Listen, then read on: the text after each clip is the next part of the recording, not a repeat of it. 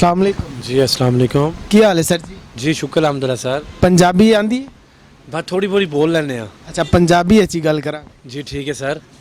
अच्छा इंडिया ਜਿਹੜਾ ਕੱਲ ਇੰਗਲੈਂਡ ਤੋਂ ਹਾਰ ਗਿਆ ਹੈ ਕੀ ਕਹੋਗੇ ਇਹਦੇ ਬਾਰੇ? ਇੰਡੀਆ ਜਾਣ ਕੇ ਆ ਰਿਹਾ ਜੀ, ਉਹਨੂੰ ਪਤਾ ਸੀ ਕਿ ਅਸੀਂ ਮਤਲਬ ਜਿੱਤਾਂਗੇ ਤੇ ਪਾਕਿਸਤਾਨ ਦੇ ਨੰਬਰ ਜਿਹੜੇ ਨੇ ਉਹ ਵੱਧ ਜਾਂਦੇ ਨੇ, ਠੀਕ ਹੈ ਨਾ।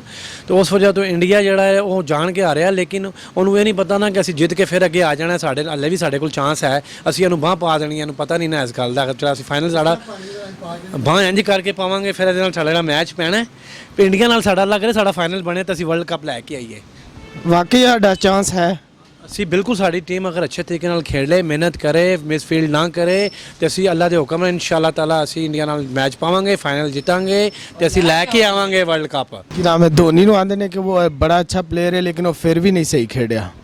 ਨਹੀਂ ਸਰ, ਜੋਨੀ ਜਾਣਬੁੱਝ ਕੇ ਸਹੀ ਨਹੀਂ ਨਾ ਖੇਲਿਆ। ਉਹਨੂੰ ਪਤਾ ਸੀ ਕਿ ਅਸੀਂ ਜਿੱਤਾਂਗੇ ਤੇ ਪਾਕਿਸਤਾਨ ਨੂੰ ਇਹਦਾ ਬੈਨੀਫਿਟ ਹੋਏਗਾ ਤੇ ਇੰਡੀਆ ਭੈਣ ਜਾ ਕੇ ਕਦੀ ਵੀ ਨਹੀਂ ਚਾਹੁੰਦਾ ਕਿ ਪਾਕਿਸਤਾਨ ਨੂੰ ਕਿਸੇ ਪਾਸੋਂ ਕਿਸੇ ਜਗ੍ਹਾ ਤੋਂ ਵੀ ਬੈਨੀਫਿਟ ਮਿਲੇ, ਭਾਵੇਂ ਉਹ ਮੁਲਕੀ ਲੈਵਲ ਤੇ ਹੋਵੇ ਭਾਵੇਂ ਖੇਲਾਂ ਦੀ ਸਾਜ ਹੋਵੇ, ਕਿਉਂ ਅਸੀਂ ਹਰ ਜਗ੍ਹਾ ਨਾਲ ਬੁੰਡ ਪਾੜੀ ਦੀ।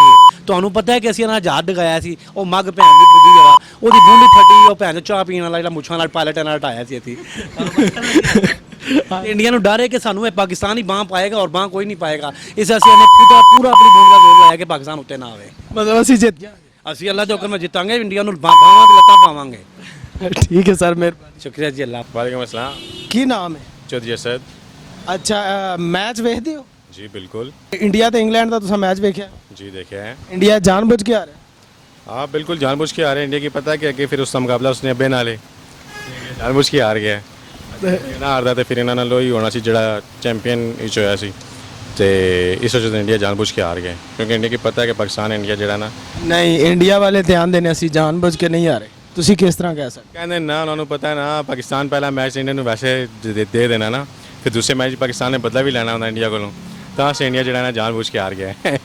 ਇੰਡੀਆ ਨੇ 11 ਓਵਰ 100 ਸਕੋਰ ਨਹੀਂ ਕੀਤਾ।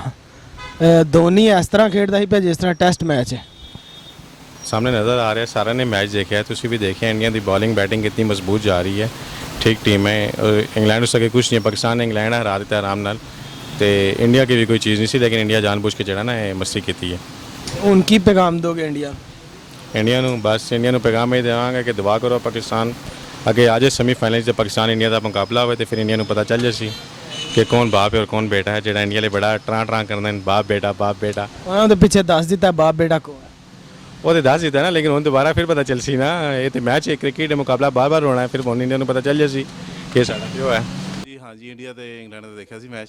ਤੇ ਇੰਡੀਆ ਜਾਣ ਕੇ ਆ ਰਿਹਾ ਹੈ? ਇੰਡੀਆ ਜਾਣ ਕੇ ਆ ਰਿਹਾ ਜੀ, ਨਜ਼ਰ ਆ ਰਿਹਾ ਸੀ। ਕਿਸ ਤਰ੍ਹਾਂ ਨਜ਼ਰ ਆ ਰਿਹਾ? ਨਜ਼ਰ ਆ ਰਿਹਾ ਸੀ ਜਿਸ ਤਰ੍ਹਾਂ ਉਹ ਖੇਡ ਰਿਹਾ ਸੀ ਤੇ ਉਹ ਯਕੀਨਨ ਜਾਣ ਕੇ ਆ ਰਿਹਾ। ਪਾਕਿਸਤਾਨ ਤੋਂ ਡਰਦਾ ਹੈ? ਪਾਕਿਸਤਾਨ ਕੋਲੋਂ ਤੇ ਡਰਦਾ ਹੈ।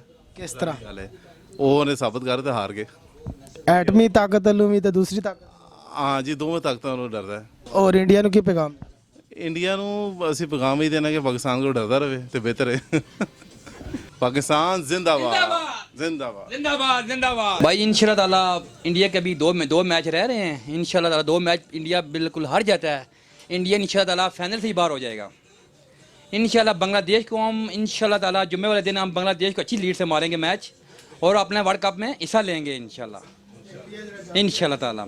इंडिया यही चाह रहा है पाकिस्तान आगे ना आए। इंडिया जान के रहा है, खुद आ रहा है। धोनी कितना कल मुस्करा रहा था पिच पे खड़ा होके, और कोहली को देख लो बिल्कुल टुक लगाई हुई थी, टेस्ट मैच खेल रहे हैं। और इंशाल्लाह ताला पाकिस्तान मैच हमारा लेकर आएगा और वर्ल्ड कप की हमें उम्मीद है इंशाल्लाह ताला। और पाकिस्तान ते जिंदाबाद।